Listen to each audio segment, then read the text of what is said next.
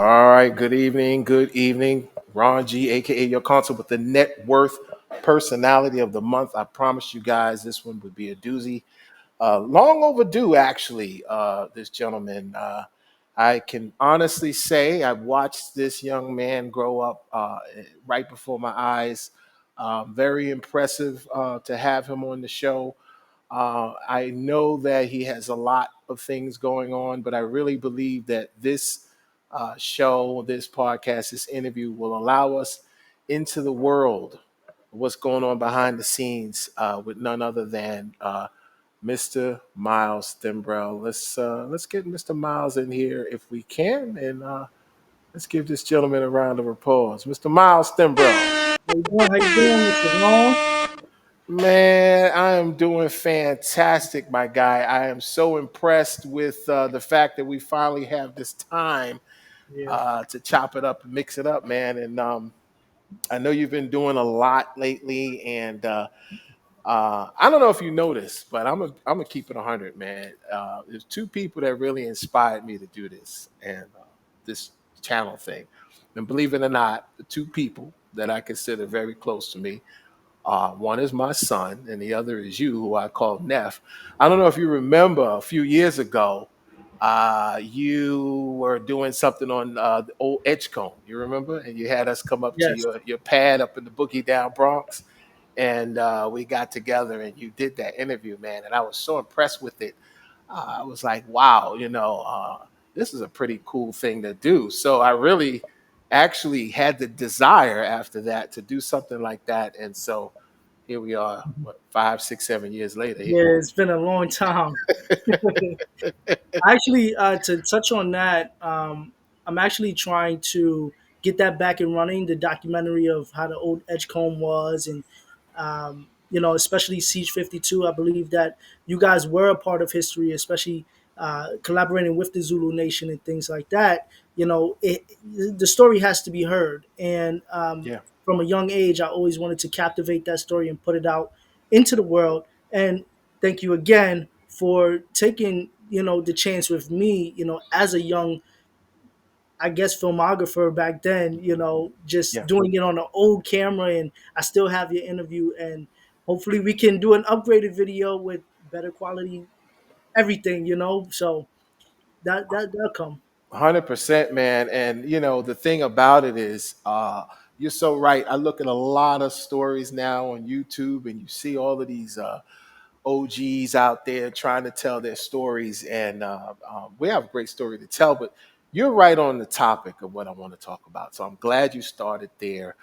I really want to, you to get your audience to understand the dynamic of growing up in New York and Harlem. And I know a lot of people, some may know and understand the dynamic of New York, and you know better than anybody, Miles.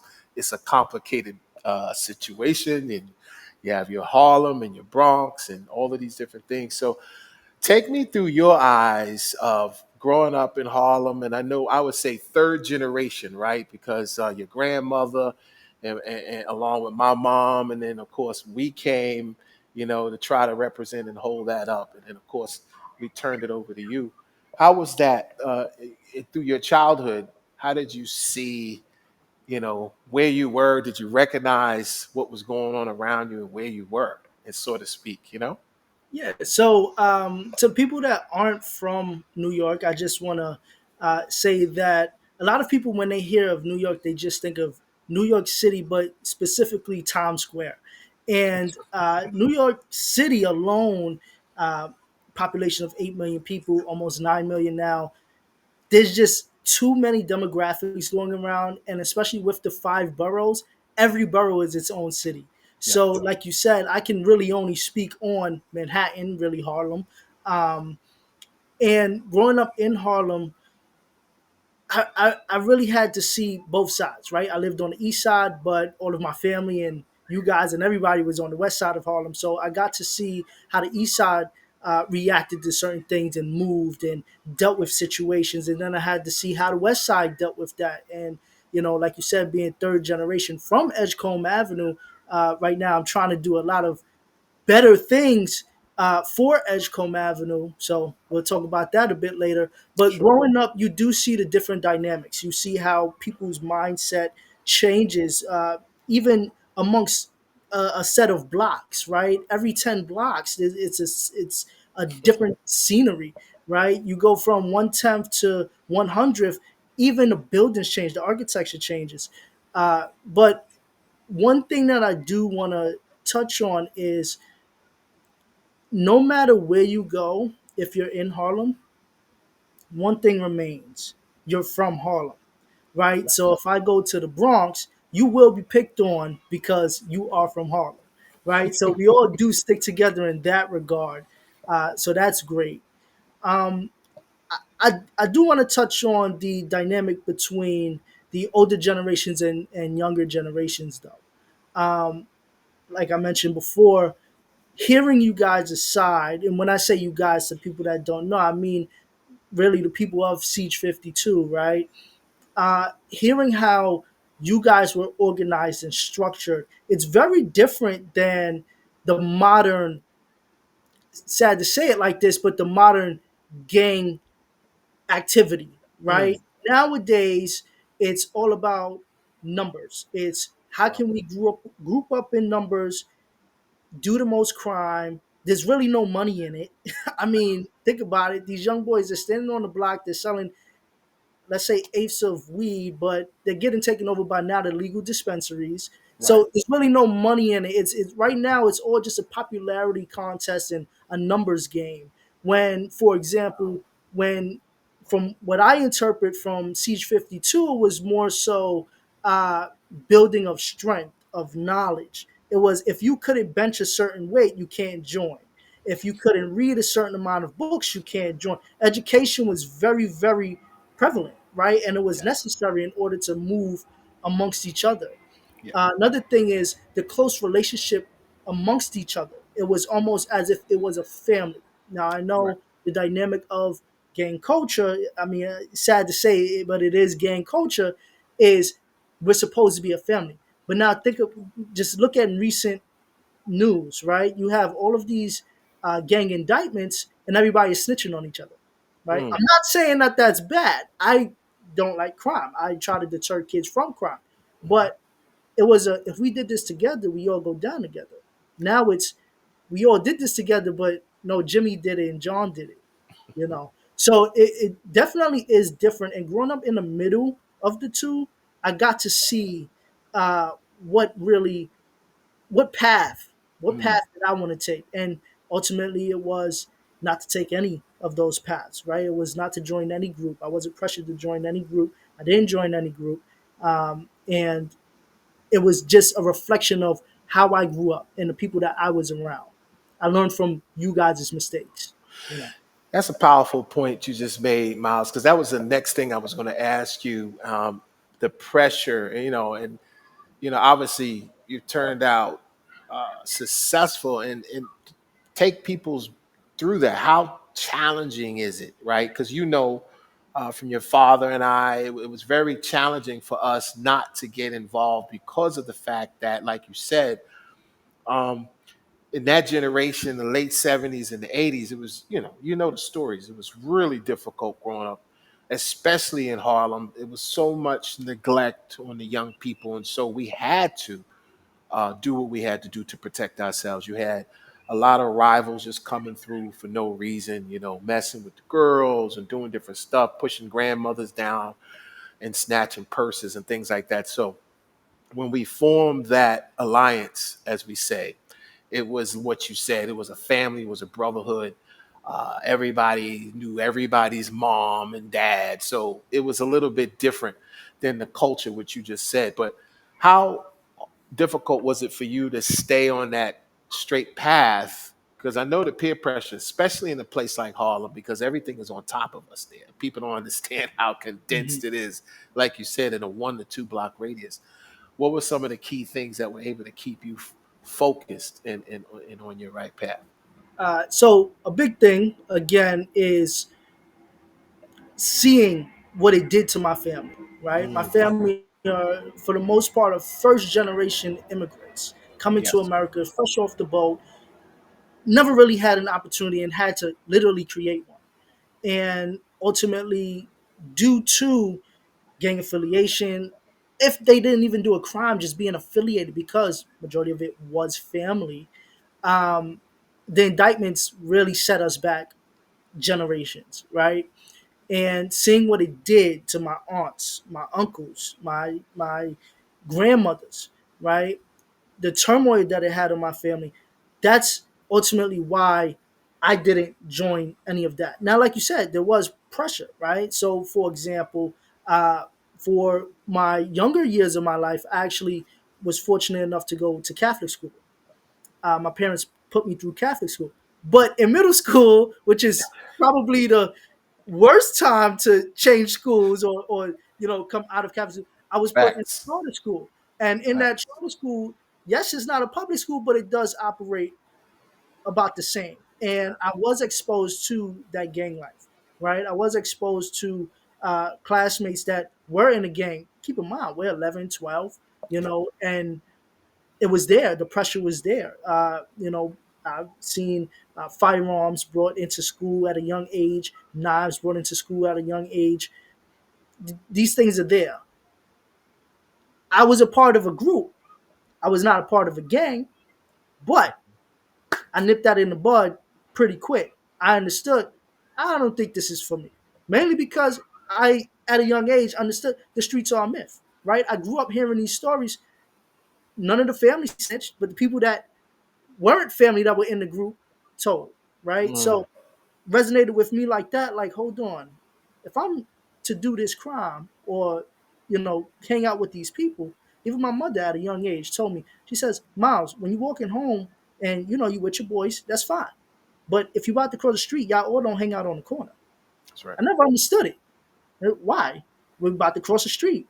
But see, when you're older, you're wiser. You understand it's the perception. It's when you're hanging on that corner, to NYPD, it looks as if you're selling on that corner. You're not about to cross the street. But we all have book bags on. Yeah, but the book bags could have paraphernalia and things like that in it. Mm, mm, So these things were instilled in me really, really young. Like, you have to, and it's sad. And, I think what you want to really touch on is, as a young black kid, mm. right, having to learn these principles. I really don't know a lot of uh, stories of white children having to be taught these things in order to survive. But these are things that I'm taught, and it's scary. And we shouldn't be taught these things, but it is what it is. You cannot go outside after 10 p.m. There's Right. nothing but danger. If Right. you go into the corner store, I knew all the drug dealers in the corner store. Why is that normal? By name, you know, by name. Okay, I can't stand on the corner. Okay, if I'm skipping school, truancy could come and get me, Yeah. right? There's a lot of things that you just learn as a black boy, taught by, especially my parents. I was fortunate enough to have both of my parents. They instilled in me, especially the occupation in which my parents worked, right? That taught me a lot as well, Yeah. So to learn these things at a young age, it was normal to me. Mm, But to somebody who never experienced these things, or, would never experience these things, it sounds almost like a fairy tale, right? Like, what do you mean you got searched? You were just walking down the street and they just searched you? Like, you weren't committing no crime? You went, no, I wasn't committing any crime. I mean, this just happened a month ago. I'm chilling on Edgecombe, right in the back of 180. Three detectives, they came up, stopped and frisked me. I was dressed just like this. I mean, so it's, some people can say, oh, it's the perception of how you're dressed. I'm in a polo and slacks and still got stopped and frisked. And there's a video. So growing up in Harlem, it wasn't hard, right? For me, I was fortunate. I grew up middle class. I thank my parents for that. I would never be ashamed of that. But I did have hardships. I do understand, and I can resonate and understand the things that a lot of people go through growing up and experiencing the struggles in Harlem, because I did it as well, right? I've went through it as well. Man, I love the way you presented that. I think what bonds us a lot more is that you represent exactly what your dad and I came from as well. Now, make no mistake, um, it's a little different, obviously, because we were kind of winging it, right? And so, because I did not have, and you can relate to this too, I didn't really have biological brothers. I had a brother who was outside of my marriage, who was way out in Queens. So, your father and Ted and everybody, they literally became my family. And so, if your grandparents seen me, I had to come and eat like everybody else. I had to come to the events. I had to be there. So, um, and don't get me wrong, I love that. But you made a valid point. We have to learn things differently than others. Now, one of the uniquenesses about growing up in a place like New York is that everything is on top of us. And, I've been fortunate enough now to live in other areas. But the one thing that never changes is what you said, the way we had to learn how to move, unlike other people. So a lot of times you'll hear like not a mass shooting, excuse me, a Michael Brown and all these stories. And but we came up like you said. We put our hands on our steering wheels. We didn't run, right? Because we knew we, we wouldn't make it, right? And so, what do you say to people that try to continually blame law enforcement? And they have a role to play as well. But how much of that is the responsibility of the parents, like you said, to really educate their young people, Mhm. their teachers, excuse me, their kids at home? So I actually have a few things to say and touch on based on that. So about 2 months ago, I actually got the chance to speak with mayoral candidate Adrienne Adams. She was having a press conference in my community, and I actually got to ask a question. And I said, "Well, if you are elected mayor, what exactly is the plan in order to strengthen the community relations between NYPD and young black kids?" Now, of course, she's a mayoral candidate. She has to be politically correct in everything. So she Yes, has to give an answer that of which satisfies my question and would not offend the NYPD or the representatives, right? sure, sure. Uh, so she brought up, for example, the Explorers program. Now, the Explorers program, for the most part, is a program in which troubled kids go through the NYPD program. Is kind of like a legal scared straight, right? In order to turn them into NYPD cadets, right? And to try and entice them to join NYPD. The problem is we're rewarding the bad kids. What about the good Mm, kids? So, yes, we could take these kids to, for example, Dorney Park and to the movie theater, Six Flags. But you let me ask you a question. When you were in school, did the dean or the principal know the good kids' names, or did they always know the bad kids' names? they always knew the bad kids' names, unless you They were on the always knew the honors bad roll. kids' names, Yeah, if you're on the honor roll, something like that, maybe. right? So why don't we reward the good kids? That's Mm, what I want to know. We need to reward the good kids. We need to have these systems in place in order to, hey, if you are on the honor roll, if you are excelling in school, if you are trying to excel in school, what can we do for you? Maybe we could take you to Dorney Park. That would now entice the kids to do better. But instead, if I'm always in trouble and I'm always in the safe room, which is what we had, was called the safe room or detention, right? And I'm being treated better there than in class, I'm always going to be in the safe room, right. right? So to touch back on um, NYPD, I'm not a um, believer in ACAB. I'm just not. I have family that's in law enforcement, whether that be corrections, NYPD, or other, right? We're talking troopers, um, court officers, things like that.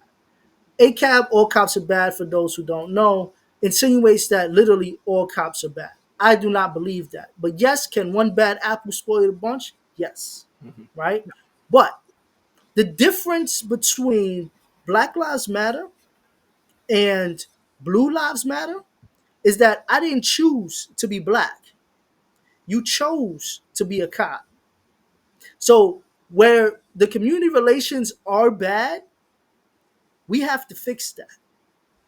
I can't choose whether to be black or not. I cannot force your perception on young black boys to Right. change. I can't do that. So yes, we do need to strengthen the relations between NYPD and the youth.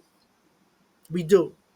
And that's something that I'm trying to work on. I mean, it takes a lot and it takes a lot of us. And this is not a one night thing. But there Mm. was a study, if I could source it, I would. I'll send it to you to put it. Police view black boys as older than they actually are because the black genes are more superior. So a 12-year-old boy can be perceived as 17.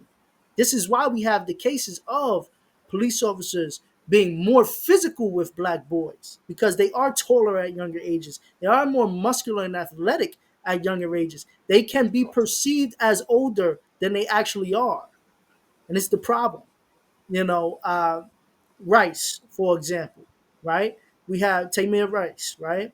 We have him holding a toy gun in the playground. Now, should he have that toy gun? That goes back to what you were asking me, the parenting. Yeah. But was that toy gun pointed at the police? Mm. There's Mm. discrepancies amongst the reporting, right? The Hmm. police say yes, bystanders say no. We don't know. So, do we demonize the parents? Your kid should not have had a toy gun.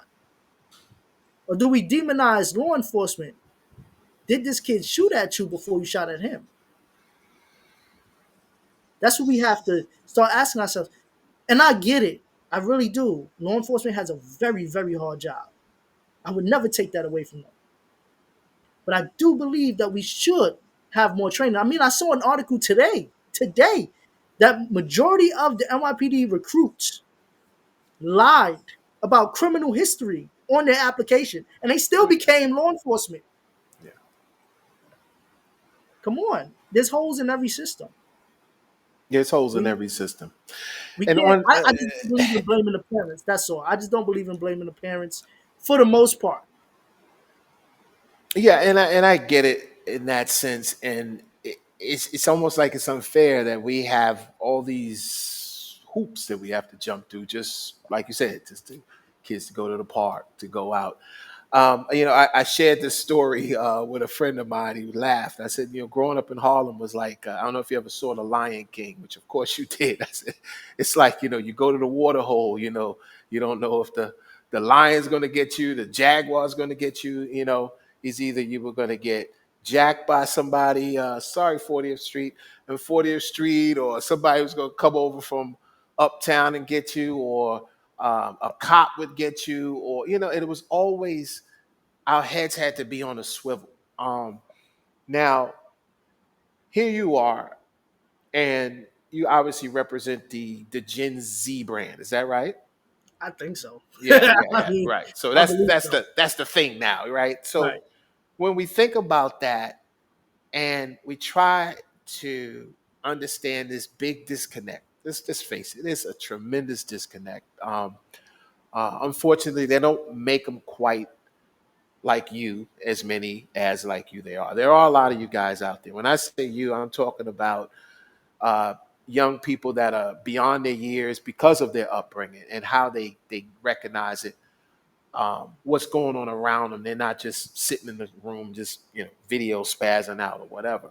Um, but it is a thing to say that there is a major disconnect with our young youth, especially our bright youth, whether they check out because of what you said, that they just feel like, we got these 90, I'm exaggerating, 90-year-old presidents and people that will never leave office. And I don't know what it is. I don't know why these guys won't get out of the way. I mean, to be honest with you, me and your dad's generation literally should be in there right now while we're still in our 50s. And then you're supposed to be coming right up on our heels. And that's not what we're seeing. Do you think that has a reason why young people are disinterested, and or are their voices not being heard, and or like you said, are you involved with trying to get that narrative changed? And what are some of the things that someone like Myles Thimbrel and you and your organization are trying to do to change that narrative? So the main problem with, especially within the political scene, yes, there are older people running this country, but the issue is we're not focusing as a majority on the local elections. You Mm, see, if we want things to change, I like we that. need things to change here first. Now, Texas has done a great job within the last election in which they're now essentially a 50-50 state between Democrats and Republicans. That's a big change between 20 years ago and now, right? Correct. Correct. A lot of the youth and Gen Z, they do tend to vote Democratic, right? And they came out and voted, but that was a major election. How about we get these congresswomen, these speakers, representatives?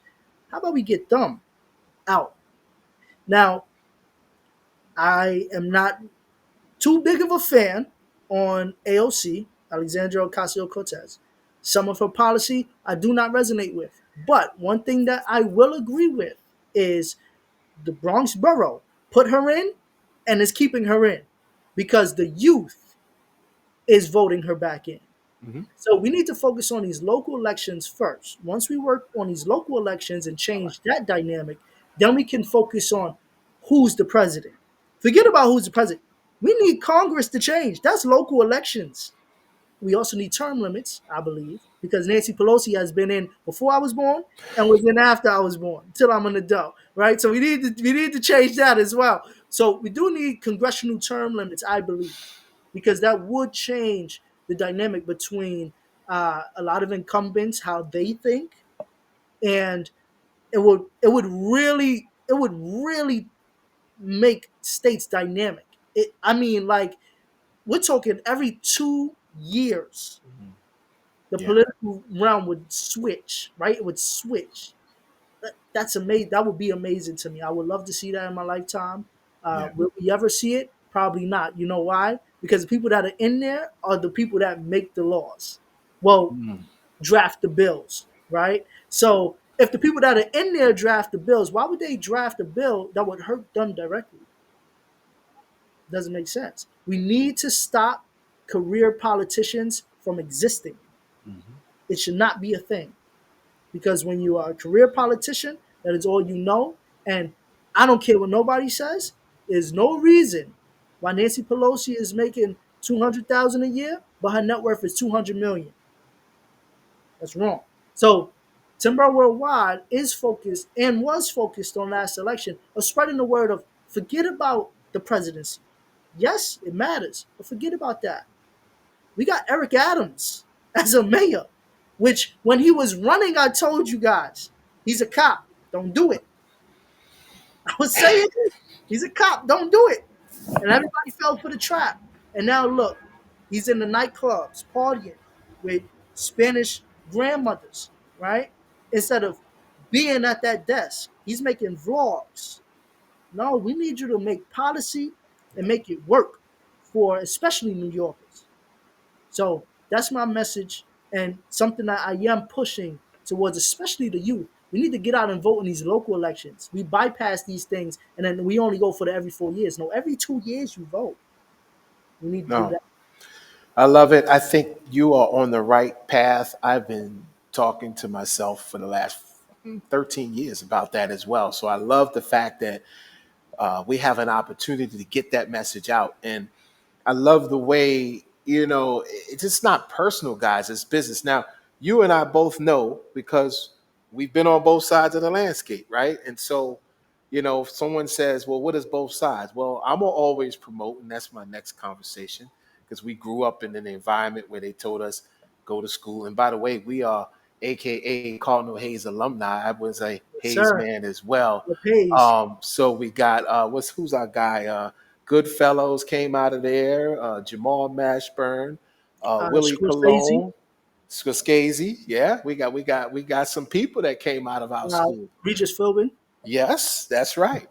And so we were groomed to get up and get this great job and go to college and very impressed. that that's what we did. And but there's another side of us, right, that always wanted our own business and always had that entrepreneurial spirit. I mean, obviously, growing up in New York, you learn how to sell everything from quarter waters to tennis shoes to video games, you name it, and other things that I'd rather not say on the channel. But the point is that you sold it, right? And so for us, we live in two worlds because I understand the working class environment and I get that, but there's certain laws that are not going to benefit me as a business owner, and so a lot of people ask, where's your politics? And I think it goes back to something you said. Your politics really should be between two worlds. I like that 50-50 world that they have in Texas.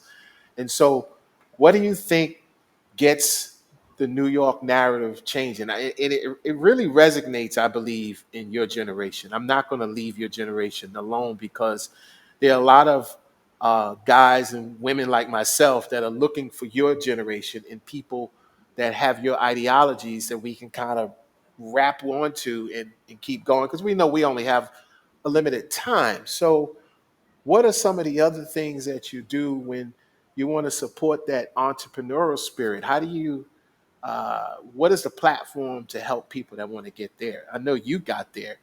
What are some of the things you do or say to get that next young person to say, hey, man, I want to start my own company as well, just like you did? So I do believe that the entrepreneurial mindset is taught. I wholeheartedly do believe that. But I believe that the grind is just inherited, right? Mm, Um, you can be taught how to be a business owner, but it's up to you to make that business work, right? Or if you love that business. See, I'm disconnected from the product for the most part. right. It's not about the money, but it's about the thrill of selling. It's the thrill of selling. I get my endorphins just go crazy if I bust a sale, right? So yes, my product is a great product. Whatever product I'm selling is a great product. I mean, I have the gift of the gab, right? I can sell a pen. I can sell anything, and I've been saying this since 2019. I can sell anything, and a lot of people don't believe me, but it's true, right? Uh, Maybe one day we could make a video on that. Of So course. but the entrepreneurial mindset is taught. You can go to school for it. This is why people have business degrees. But a lot of people that have business degrees do not have successful businesses because they don't know how to sell. They also do not have the grind. I think the grind is inherited. My mother and father grinded and instilled in me. Growing up, I always had to help my mother out with her businesses. Always. Timber Worldwide. My father started that way, way, way back when, early 2000s. So I've seen it. I've seen Mm, it in action. I've been around it. And just growing up with it, I learned I'm a workaholic.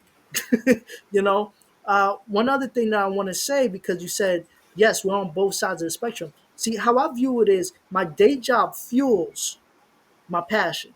mm, So my day job, yes, I work very, very hard on my day job. But mhm. all of that, that money there, I understand corporate America, but that corporate America dollar is what fuels Timber Worldwide. So it fuels my passion of giving back, philanthropy, giving back to the kids, the community, doing these things. If I don't work, I can't fuel this passion. But I'm not upset. See, I do hear a lot of times people say a 9 to 5 is not for me. See, a lot of people want to just have to make a business. See, Mm. the scam that has been taught for the last 5 years now since the pandemic, 2020. Get an LLC and then get a bank loan and then start a business and then that business will be profitable. That's not how it works. That's not how it works. So now you have a bunch of dead LLCs. You can actually go uh, uh, on the USPTO and Yep. see a bunch of these patents, trademarks, and LLCs that are just dead because a lot of people got caught up in that. Let me get an LLC, get a bank loan. I'm gonna get a bank loan. I'm gonna start a business, and it just doesn't work out. So it's really about that passion. Do you have the passion for it? Is this grind inherited? Can you sell a product? That's what it's all about. It's not about having a good product.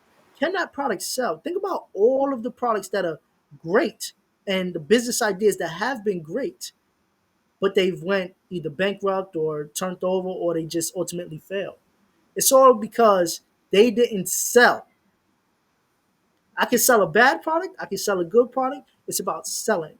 So uh, that I do believe is inherited. That grind, that's inherited. But a great business idea and plan and things like that, yeah, you could be taught that. So to be on both sides of the spectrum, uh, that's amazing. And I'm glad to be on both sides of the spectrum because I can understand somebody who's content with being in corporate America and somebody that's content with not being in corporate America that does not want to work a 9 to 5. But if that business is not working, back to the drawing board. Powerful what you just said because you're right. There's so many people that got caught up in that. What was it? Everybody was trying to get the PPP PPPs loan. and yeah. And I said wait and see. And sure enough, you saw it. Everybody's going to jail and paying back money, and you have people in the music industry and the scam. And one of the things I shared too, because my channel, Ron G, aka Your Console, the Net Worth Nation, is we talk about leveling up businesses. Guys, if you haven't done so, please subscribe to the channel if you'd like to see more content like this. As we do what we do. Personality of the month, none other than Myles Thimbrel of Thimbrel Worldwide, joining us this evening. And one of the things that I love about it um, is that when you go for the SBA, notice that a lot of the language in the SBA is they always ask you, have you been in business at least 2 years, right? And so a lot of people say, well, I don't have the money, I don't have this, I don't have that. And what I share with them, as I said, the 2 year limitation is their way of saying if you're about that business and if you're standing on that business, most likely you can survive for at least 2 or 3 years just Mhm. based on people believing in you, right? So, okay, this guy's got a great product. I know this young man. I've seen his moves. I'm gonna go in, and that's what people don't understand. These businesses are looking at you as an individual. If you don't believe in you and you don't believe in what you have and you don't believe in what you're selling, then by golly, they ain't gonna believe in it, right? And so this is why I try to tell people you have to prove to yourself that this is what you want to do. This is your real why. And speaking to your why, what was your why when it came to wanting to get involved with the youth? You said you were substitute teaching first before you really got going. Yes. How'd that start? So going back to the business side of things, every single business that I had created before Timber Worldwide, which again I didn't create, but I could touch on that, um, has had an underlying mission of helping the community. So, for example, I created Major League Blessings, which is a clothing company, and we actually ran Project Sandra, which donated to Sandra Hope, who is in charge of uh, Project Hope, which focuses on the families of cancer patients. So a lot of people think about the cancer patient, but nobody thinks about the repercussions that the families have to endure, right? The hardships that they have to go through. And so I ran a campaign where we sold shirts from my friend Miles Young. He's a photographer, and he took a photo, and we put the photo on the shirt, and we sold shirts for the month of October, Cancer Awareness Month. And we generated $300 in profit, in which we then donated to Project Hope. Uh, then my next business, which was Health Water, every single dollar of Health Water actually was donated back into the community. For example, you can see on our website, timbrel.com, the campaigns in which we did for Thanksgiving and Christmas, but we have also done more campaigns in which we've donated water because the Bronx is actually the most impoverished community in New York. And so we did water giveaways where we gave out hundreds of bottles of water to the community in order to help them out within the holiday season. So everything that I really have been doing was tailored towards the community. And it got to a point where in 2023, I asked my father, like I said, he had Timber Worldwide way back when in the early 2000s and was selling products. But I said, hey, do you still have the name? He said, yeah, of course I have the name. I said, well, can I have the name? He says, sure. He says, as long as you do good by the name, no problem. And I took Timber Worldwide and formulated that into a family philanthropic organization in which we are tailored towards giving back to not only just our community in Harlem and the Bronx, but to kids and to push STEAM education to the youth because I do believe as a mechanical engineer that science, technology, engineering, art, and mathematics is essential to the development of a young black mind. So that's kind of the story of how we got into it. And everything is about community from here on out because that is what I live for. I love to just see people's faces when I give back, when I, provide, you know. I love it, man. It's so authentic, when I listen to you speak. And, that's another thing I try to tell people. It just it has to be authentic, it has to be real, because as you already know, there's highs, there's lows, there's ups and downs. And, sometimes you get kicked in the gut. If you're not built for this, you're gone, right? You're not going to stick around. And I really love the fact that it's like Pops built the legacy for a future that eventually, you grew into. And so now that we're talking about Pops, you're a father as well. How do you, now that you have that understanding of maybe what your dad was dealing with, how does that resonate to you? And is that some of the fuel that fires you as well with a lot of the things that you got going on? Because now it's that next generation coming up. What do you feel about that? Oh man, I mean,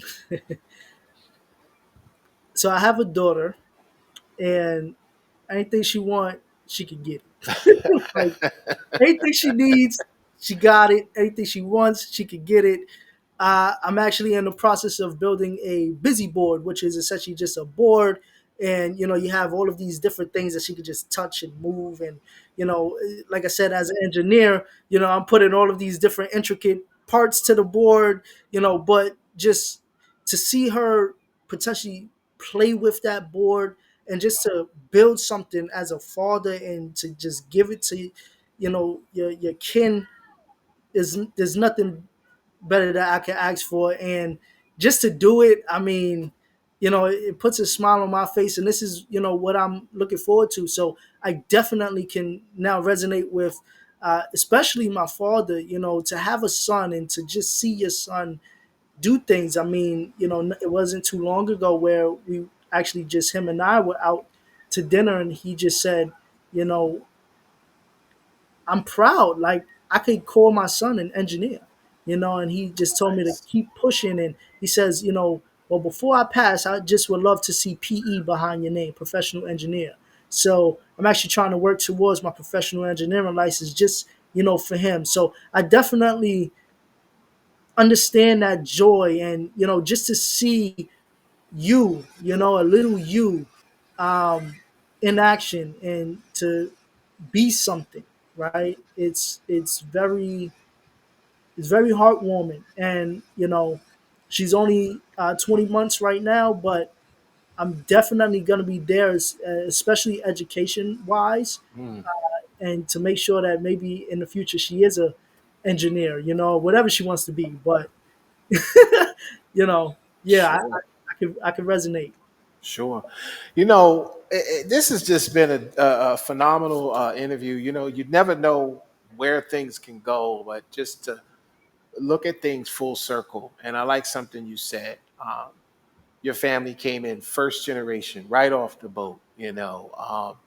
they didn't know what to expect. They had their vision that the future would be bright and that God would provide, and so we've seen a lot of things that didn't quite go the way we wanted it. But to have stories like yours, and as you talk about your daughter, and you know, and I can honestly say, from my children's experiences, um, people have to realize that your why has to be everything, right? In business as well, because you said something. There's so many tax IDs and all these businesses, and so when you think about the business and how you came to be, and I listened to where you talked about the water.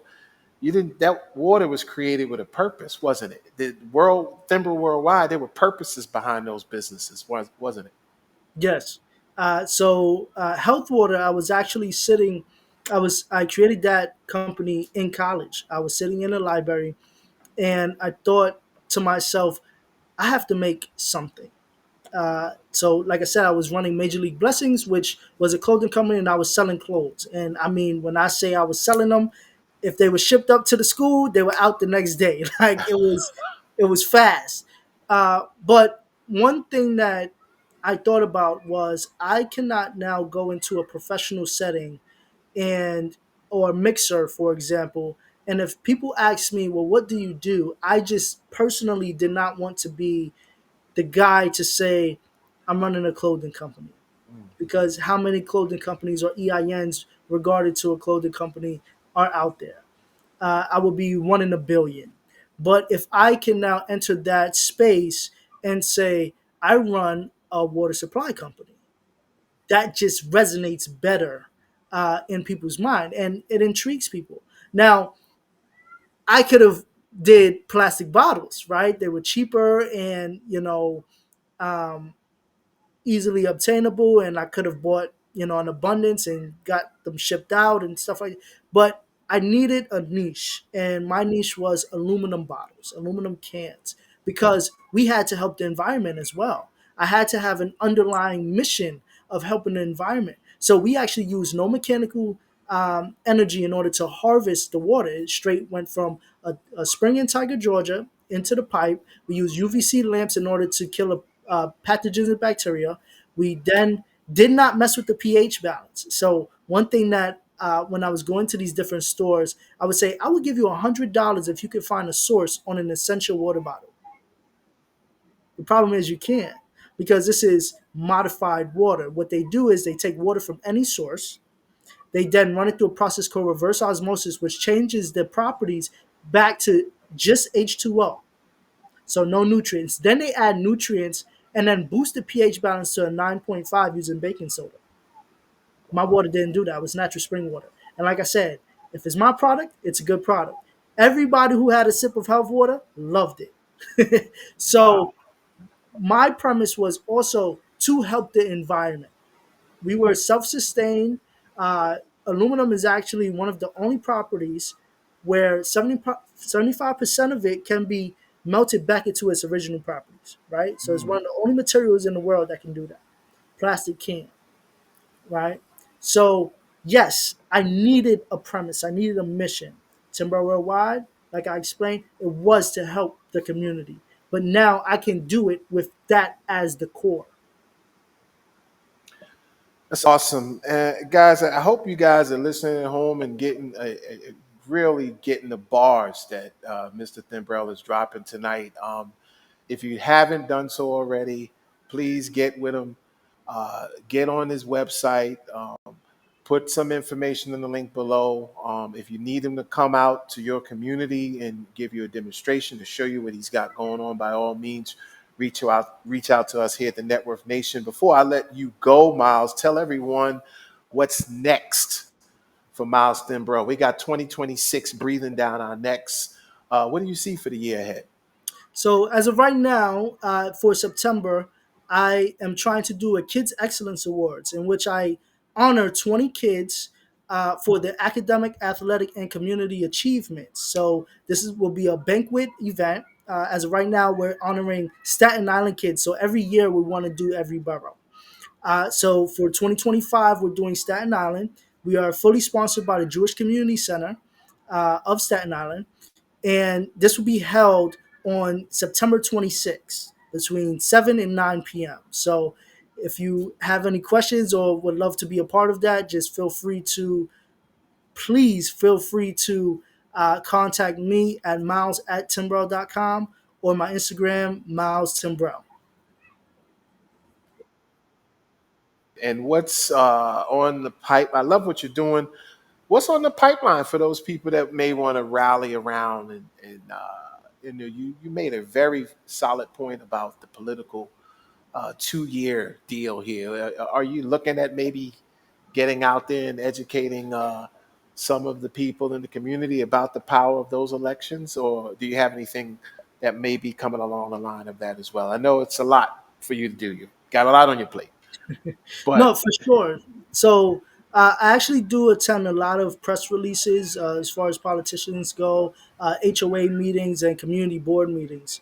As of right now, I'm trying to meet with the Manhattan Community Board 9 in order to have them approve an Edgecombe block party. So I'm just waiting on approval for that. They haven't answered my email yet, but I do think that I may need to visit in person so that they know I am about business. But as far as the political realm goes, yes, I do go around and educate people on the street, but I do not have a program in place as of right now to push that narrative of voting on the local elections. But I appreciate the insight because I may derive one now. there you go. That's what I love. That's what I love. Listen, Miles, it has been an absolute pleasure having you here on the Network Nation podcast. I mean, this is long overdue. I know we're going to get you back on here because I know you have a lot of things around the corner. And I can't thank you enough for giving me the opportunity to share you with my audience. For those of you who want to get in touch with Miles, his information will be down in the comment section. Please, by all means, reach out to him. And again, Ranji, aka your consult with the Network Nation Personality of the Month, Mr. Myles Thimbrel. We thank you so much, guys, for joining us. We'll see you soon. Have a great night. Thank you for having me.